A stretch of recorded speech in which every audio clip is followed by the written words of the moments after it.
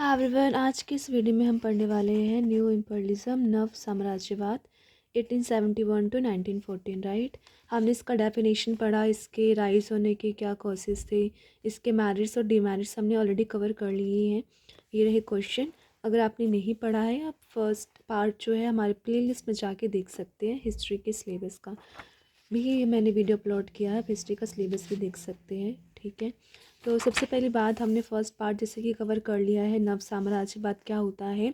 जब एक शक्तिशाली देश दूसरे कमज़ोर देशों पर अपना अधिकार जमा लेता है तो हम इसको क्या कहते हैं, नव साम्राज्यवाद। राइट। अब हमारा जो दूसरा पार्ट है उसमें अफ्रीका के बारे में है, अफ्रीका के बारे में पढ़ते हैं। इसमें ये है हमारा क्वेश्चन, अफ्रीका का बंटवारा कैसे हुआ, क्या कारण थे अफ्रीका का बंटवारा हुआ, उसके क्या प्रभाव पड़े। तो ये बेसिक सी चीज़ें हैं, बहुत इजी है, हम इसको पढ़ने वाले हैं। क्वेश्चंस जो है अलग अलग तरीके से दिए गए हैं, लेकिन सबका मतलब एक है और आंसर भी सबका एक ही है। जहाँ पे अफ्रीका का क्वेश्चन आता है, आपको अफ्रीका के बारे में लिखना है कि क्या कारण थे अफ्रीका का पार्टीशन हुआ, बंटवारा हुआ। तो क्वेश्चन हम पढ़ लेते हैं ताकि आपको एक बार गो थ्रू हो जाए। 1871 के बाद अफ्रीका के विभाजन के चरणों का उल्लेख करें। अफ्रीका के बंटवारे तथा इसके प्रभावों के बारे में आप क्या जानते हैं। अफ्रीका के विभाजन की परिस्थितियाँ और इसके प्रभाव का उल्लेख करें। राइट। नव साम्राज्यवाद की व्याख्या करते हुए अफ्रीका के बंटवारे का वर्णन कीजिए। तो सब सेम ही क्वेश्चंस हैं। अब हम आंसर से स्टार्ट करते हैं कि क्या कारण थे अफ्रीका के बंटवारा होने का। ठीक है, बहुत सारे रीजंस थे अफ्रीका का बंटवारा हुआ। अगर आपको नहीं पता है अफ्रीका कहाँ पर है तो आपको दिखा देती हूँ। अफ्रीका मैप में आप मैप में आपको मिल जाएगा, वर्ल्ड मैप में मिल जाएगा अफ्रीका। और स्पेशली अगर आप गूगल पे सर्च करते हैं तो आपको अफ्रीका मिल जाएगा। ठीक है, अगर आप एक बारी पिक्चर्स देख लेते हैं, वो चीज़ आपके सामने रहती है, आपको पढ़ना इजी हो जाता है। तो ये रहा अफ्रीका जी। ये जितना पार्ट क्या है हमारा अफ्रीका, ये वर्ल्ड मैप है। ठीक है, ये अमेरिका है, लिखा भी हुआ है, ये नॉर्थ अमेरिका, ये साउथ अमेरिका, ये अफ्रीका है और ये ऑस्ट्रेलिया है। ये हमारा क्या है, इंडिया है। तो इंडिया के जस्ट यहाँ पे क्या है हमारा अफ्रीका, और यूरोप भी देख लीजिए आप, ये आपका यूरोप। राइट। तो इतना देखना है आपको, क्योंकि अभी हम यूरोप के बारे में पढ़ेंगे और अफ्रीका के बारे में पढ़ने वाले हैं, इसलिए मैंने आपको ये दिखा दिया ऑलरेडी। तो हम आप स्टार्ट करते हैं। अफ्रीका में अभी औद्योगिक क्रांति नहीं हुई थी। अफ्रीका में क्या नहीं हुई थी, इंडस्ट्रियलाइजेशन नहीं आया था, उद्योग नहीं आए थे। यहाँ के कारीगर अत्युत्तम वस्तुएं बनाते थे जो यूरोपीय लोगों को बहुत पसंद थी। जो अफ्रीका के लोग थे, वो जो कारीगर थे, इतनी अच्छी वस्तुएं बनाते थे कि जो यूरोप के लोग हैं उनको अच्छी लगती थी। जैसे कि इंडिया के जो सामान है वो इतने मजबूत स्ट्रॉन्ग होते हैं कंपेयर टू चाइना। तो हो सकता है कि हमारे इंडिया के सामान जो हाथ से कारीगर होते हैं इतना अच्छा बनाते हैं कि दूसरे देशों को भी पसंद आती है। तो सेम अफ्रीका में भी ऐसा ही था, लेकिन वह पूर्णतः हाथ के औजारों पर निर्भर थे। ठीक है, यहाँ पे भी जो अफ्रीका में जितनी भी वस्तुएं बन रही है किस पे निर्भर थे, हाथों से बनाए जाते थे, जिसके कारण उत्पादन बहुत कम था। ठीक है, तो आपको ही पता है हाथ से बनाने में टाइम लगता है तो उत्पादन भी बहुत कम होती है। वास्तव में 19वीं शताब्दी में पश्चिमी देशों के उत्पादन के तरीकों के मुकाबले अफ्रीका में शिल्पियों के तरीके बहुत पिछड़े हुए थे। तो अगर मैं पश्चिमी देशों की बात करूँ, यहाँ पे कंपेयर किया गया है कि पश्चिमी देशों के उत्पादन के तरीकों के मुकाबले जो अफ्रीका के शिल्पियों के तरीके थे बहुत पिछड़े हुए थे। अंततः वहाँ यूरोपीय कारखानों में बने माल को आसानी से बेचा जा सकता था। ठीक है, अफ्रीका के माल ऐसे थे जो यूरोप में आसानी से बेचे जा सकते थे। दूसरा रीज़न, सैनिक दृष्टि से भी अफ्रीका महाद्वीप इतने निर्बल थे कि ये किसी शस्त्र यूरोपीय शक्ति का सामना नहीं कर सकते थे। सैनिक की दृष्टि से देखा जाए तो अफ्रीका जो महाद्वीप है, कॉन्टिनेंट है, वो इतने कमज़ोर थे कि यूरोप की शक्ति थी उसका सामना नहीं कर सकते थे। थर्ड पॉइंट है, अफ्रीका के देशों की सरकारें बहुत ही कमज़ोर थी। अफ्रीका के देशों की सरकारें क्या थी, कमज़ोर थी। इन देशों में 19वीं शताब्दी में भी शासन की पुरानी पद्धति का अनुसरण किया जाता था, जो कि बदली हुई परिस्थितियों में उपयोगी नहीं रह गई थी। अफ्रीका में पश्चिमी देशों की भांति शक्तिशाली राष्ट्र राज्य का उदय नहीं हुआ था। वहाँ के लोग अपने कबीले के सरदार या स्थानीय राजा के प्रति ही निष्ठा रखते थे। एक मतलब अच्छी शासन प्रणाली नहीं थी वहाँ पे, ठीक है, ये चीज़ बताई गई है। जिस देश का औपनिवेशिक साम्राज्य बड़ा हो उसे महान समझा जाता था। यह राष्ट्र के गौरव के लिए भी आवश्यक था, क्योंकि अफ्रीका यूरोप के नज़दीक था और व्यापारिक जहाज़ों के ठहरने के लिए वहाँ बंदरगाहें भी थी। इसलिए यूरोप के लोग ने वहाँ के प्रदेशों पर अधिकार करना आरंभ कर दिया।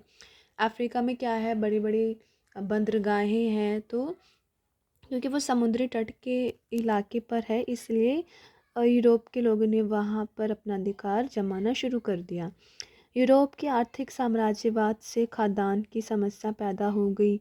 इस कारण खाद्यान्न की प्राप्ति के लिए नए नए क्षेत्रों की खोज के लिए यूरोपीय देश अफ्रीका के प्रदेशों पर अधिकार करने लगे। खाद्यान्न की समस्या होने के कारण भी जो यूरोपीय लोग थे वह अफ्रीका जाने लगे, अधिकार जमाने लगे। इंग्लैंड का अफ्रीका की ओर आकृष्ट होने का एक विशेष कारण था। इंग्लैंड में 1832 ई के सुधार बिल के अनुसार दास प्रथा का अंत कर दिया था। वह चाहता था कि अन्य देशों में भी वहाँ व्यापार बंद हो जाए, लेकिन फिर भी कई देशों में व्यापार चलता रहा। यह व्यापार अफ्रीका से होता था। इंग्लैंड ने अफ्रीका की दास मंडियों का पता लगाया।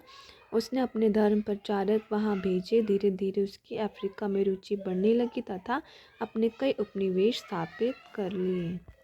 तो यहाँ पे यही बताया है कि इंग्लैंड ने भी धीरे धीरे जो है अपना रुचि अफ्रीका की तरफ दिखाया किस तरह से, और अपना अधिकार जमाना शुरू कर दिया।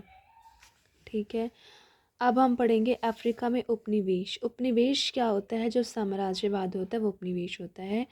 उपनिवेश वो लोग होते हैं, एक ऐसा देश होता है जो दूसरे देशों पर, दूसरे कमज़ोर देशों पर अपना अधिकार जमाता है, अपनी कॉलोनी को बसा लेता है। उसको क्या कहते हैं, कॉलोनलाइजेशन, कॉलोनी इन अफ्रीका या अफ्रीका में उपनिवेश। उपनिवेश वो लोग होते हैं, वो एक ऐसा देश होता है जो दूसरे देश पर अपना शासन जमाता है। तो अफ्रीका में उपनिवेश जब आए, क्या क्या हुआ अफ्रीका में, हम उसके बारे में पढ़ेंगे। यहाँ से पढ़ते हैं।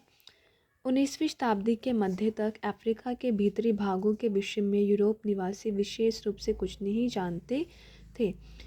क्या हुआ, 19वीं शताब्दी के मध्य तक अफ्रीका के भीतरी भागों के विषय में यूरोप के जो लोग थे वो अफ्रीका के अंदर एकदम डीपली नहीं जानते थे क्या है क्या नहीं है।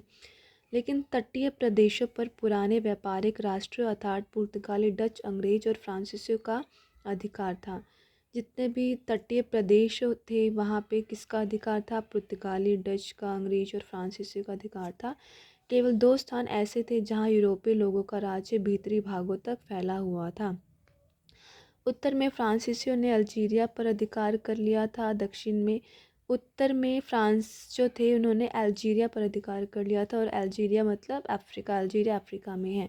तथा दक्षिण में अंग्रेजों ने भारत के साथ अपने व्यापार की रक्षा करने के लिए आशा अंतरीय के उपनिवेश पर अधिकार कर लिया था।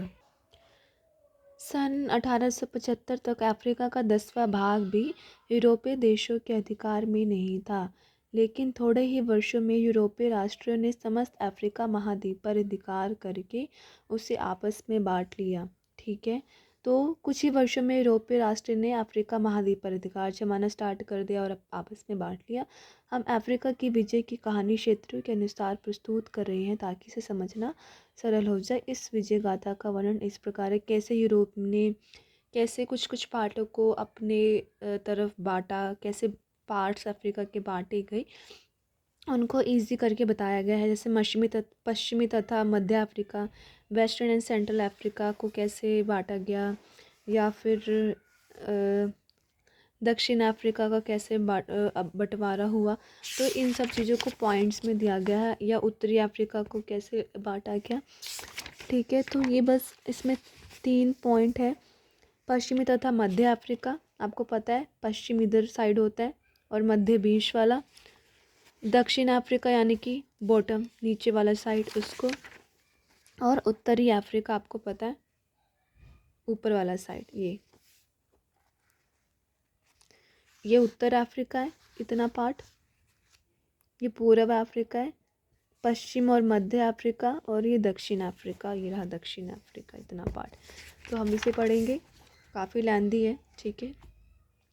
पश्चिमी तथा मध्य अफ्रीका। बेल्जियम के राजा लियोपोल्ड द्वितीय की सहायता से हेनरी स्टेनली नामक व्यक्ति ने 1878 में अंतर्राष्ट्रीय कांगो संघ की स्थापना की। इस संघ ने अफ्रीका के सरदारों से 400 से अधिक संधियों की। तब इन सरदारों को यह पता नहीं था कि थोड़े से कपड़े और अन्य वस्तु के बदले में कागज़ के टुकड़ों पर अपने निशान लगाकर वे अपने देश की भूमि संघ के नाम कर रहे थे। उनकी नादानी के कारण स्टेनली ने अफ्रीका एक बड़े भूभाग पर अधिकार कर लिया। राइट। 1885 में लगभग 9 लाख वर्ग मील के प्रदेशों को कांगो का स्वतंत्र राज्य बना दिया गया। लियोपोल्ड इस राज्य का राजा बन गया। स्टेनले ने कांगो वर्तमान जायरे पर अधिकार करने को एक अनुपम मानवता और राजनीतिक साहस का कार्य कहा, किंतु इस राज्य का प्रारंभ कांगो की जनता के शोषण से हुआ। उन्हें रबड़ और हाथी दांत इकट्ठा करने के लिए विवश किया जाने लगा। कहते हैं कि कांगो की जनता के इतना दुर्व्यवहार किया गया कि अन्य औपनिवेशिक शक्तियाँ भी इससे कांप उठी। ठीक है, इतना भी लिख के आना है पर मैं बहुत है। और दक्षिण अफ्रीका के बारे में हम थोड़ा सा पढ़ लेते हैं। दक्षिण अफ्रीका में डच लोगों ने आशा अंतरिम उपनिवेश की स्थापना की थी। दक्षिण अफ्रीका में डच लोगों ने क्या स्थापित की थी? आशा अंतरिम। 19वीं शताब्दी के प्रारंभ में ही अंग्रेज़ों ने इसे अपने अधिकार में ले लिया। फिर इसके बाद डच लोग जो बोअर कहलाते थे उत्तर की ओर चले गए और वहाँ उन्होंने 2 राज्यों की नींव डाली। ये 2 राज्य हैं ऑरेंज की स्ट्रेट और ट्रांसवाल थे। सन 1850 तक इन दोनों राज्यों पर बोरों का शासन रहा। साहसी अंग्रेज सेसिल रोड सन 1870 में दक्षिण अफ्रीका पहुंचा था। उसने इस क्षेत्र में हीरे और सोने का व्यापार करके बहुत संपत्ति अर्जित की। उसी के नाम पर वहाँ एक उपनिवेश का नाम रोडेशिया पड़ा। उत्तरी रोडेशिया अब एक स्वतंत्र देश है। इस देश का नाम अब जाम्बिया है। जाम्बिया भी कहाँ है? अफ्रीका में है। हाँ, पूर्वी अफ्रीका के बारे में भी दिया है, थोड़ा सा इसका भी पढ़ लेना। आरंभ में पूर्वी अफ्रीका में केवल मोज़म्बिक पर पुर्तगाल का अधिकार था। शेष भाग पर सन 1884 तक किसी यूरोपीय देशों ने अधिकार नहीं किया था। उस वर्ष जर्मनी का साहसी कार्ल पीटर्स उस प्रदेश में पहुंचा था।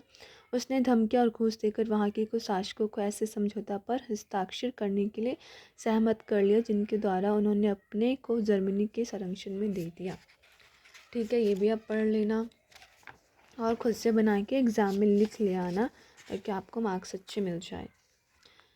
उत्तर अफ्रीका के बारे में पढ़ लेते हैं। अफ्रीका के उत्तरी तट पर स्थित अल्जीरिया पर 1830 में फ्रांसीसियों ने अधिकार कर लिया था। उत्तर अफ्रीका पर किसने अधिकार किया था? फ्रांसीसियों ने। अल्जीरिया के पूर्व में ट्यूनीशिया पर फ्रांस, इंग्लैंड और इटली तीनों ही अधिकार करना चाहते थे। 1878 के एक समझौते के अनुसार इंग्लैंड ने फ्रांस को ट्यूनीशिया में खुली छूट दे दी।